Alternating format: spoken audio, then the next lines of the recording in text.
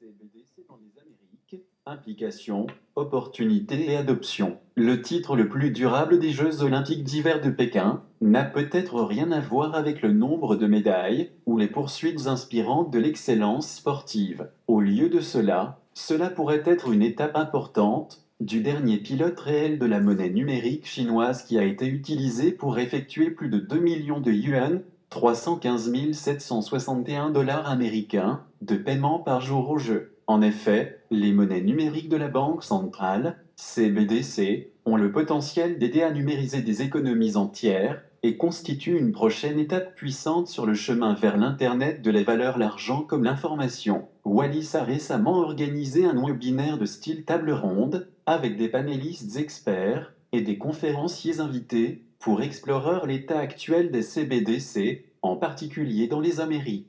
Au-delà des simples implications pour les banques centrales, la conversation a porté sur ce que les CBDC pourraient signifier pour les consommateurs et les banques commerciales, les plus grandes opportunités face à la technologie et les obstacles actuels à son adoption significative. John Keefe, ancien expert principal du secteur financier au Fonds monétaire international, a déclaré que le projet pilote chinois est l'un des 600 cours dans le monde, dont 4 dans les Amériques. Au total, plus de 100 pays explorent actuellement les CBDC. Les intervenants ont convenu que les objectifs communs des CBDC sont de faire progresser l'inclusion financière, d'améliorer l'efficacité des paiements et de protéger la souveraineté monétaire. Règlement des paiements programmables au Brésil. Fabio Araujo, économiste à la Banque centrale du Brésil, a déclaré que son pays souhaitait que sa CBDC serve de pierre angulaire à un nouveau système de paiement intelligent. Le Brésil dispose déjà d'un système de paiement moderne et efficace connu sous le nom de Pix. Il n'a donc guère besoin d'améliorer l'efficacité des paiements à court terme.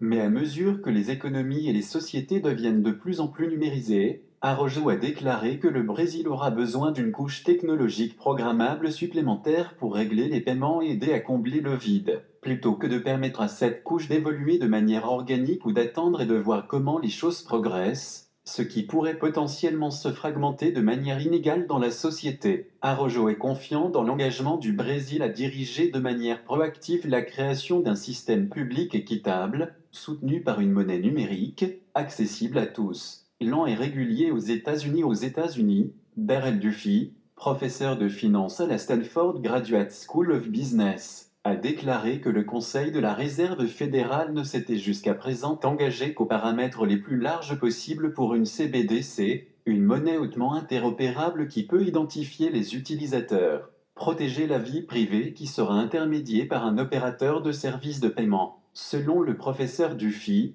il est possible qu'un seul dollar numérique ne se concrétise même jamais. Au lieu de cela, le gouvernement pourrait mettre à niveau les rails de paiement actuels aux États-Unis, réduisant ainsi le besoin d'un nouveau dollar numérique, ou permettre aux pièces stables de s'intégrer dans l'infrastructure actuelle pour améliorer les capacités transfrontalières. En fin de compte, cela dépendra des régulateurs et de la façon dont la technologie s'avérera, ce qui la rendra difficile à prévoir. Bien qu'il ait reconnu que les États-Unis avancent intentionnellement plus lentement et plus méthodiquement que certains autres pays, si un dollar numérique efficace émerge, a-t-il déclaré, la Réserve fédérale a identifié les paiements transfrontaliers comme l'un de ses plus grands cas d'utilisation. Surmonter les obstacles à l'interopérabilité. Cette capacité à déployer des CBDC pour des paiements transfrontaliers plus efficaces aidera à unir les pays et les régions. Cependant, pour que les CBDC soient utilisés dans les paiements transfrontaliers et connectent les économies,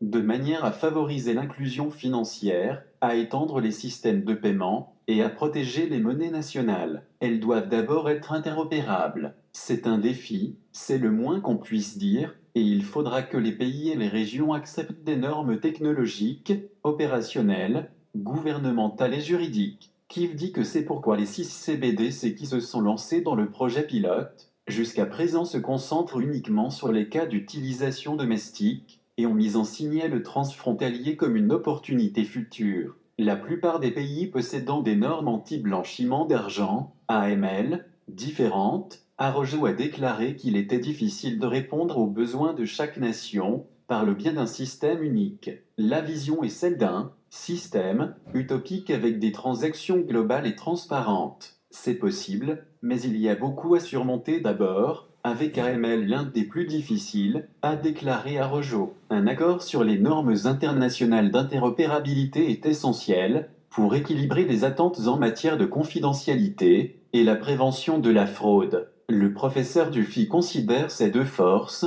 assurer la confidentialité tout en prévenant le blanchiment d'argent et lutter contre le terrorisme, comme particulièrement difficile aux États-Unis. Il espère que le pays interviendra pour aider à diriger l'élaboration de ces normes. Il n'y a pas beaucoup d'expérimentation en Amérique avec les paiements transfrontaliers, basés sur la CBDC, en ce moment, mais je suis sûr que nous serons à la table de négociation pour des normes sur ces transactions, à l'avenir. Un avenir prometteur et inclusif avec les CBDC. Pour naviguer avec succès dans ces normes et tenir la promesse d'interopérabilité, il faudra des efforts technologiques, réglementaires et politiques soutenus et profondément coordonnés dans tous les pays. Dans 10 ans, Kifé Arrojo pense que cela aura progressé au point que les CBDC seront utilisés pour le règlement en gros. Arrojo prévoit qu'ils stimuleront également une certaine coopération régionale et une activité de paiement, tandis que Kif est moins confiant dans les cas d'utilisation de détails pour les CBDC. La responsable des politiques publiques de Ripple, Suzanne Friedman, s'attend à ce qu'une certaine forme de monnaie numérique, des pièces stables, une CBDC ou les deux, gagne en importance aux États-Unis au cours de la prochaine décennie. Étant donné que les capacités techniques et financières de chacun sont en grande partie les mêmes, elle a déclaré qu'il s'agissait en fin de compte d'une question politique, de savoir si une entreprise privée ou des organismes publics devraient les délivrer, quel que soit l'avenir des CBDC, qu'il s'agisse de superposer des contrats intelligents ou d'augmenter les cas d'utilisation de la vente au détail. Le directeur du développement commercial de Ripple pour les CBDC, Joe Veleno, a rappelé aux participants qu'il arrivera plus vite que prévu, 10 ans, même 10 jours, c'est toute une vie dans cet espace, avec des partenariats au Bhoutan et au Palau, ainsi que des conversations actives en cours dans le monde entier. L'initiative CBDC de Ripple s'engage à soutenir les banques centrales du monde entier.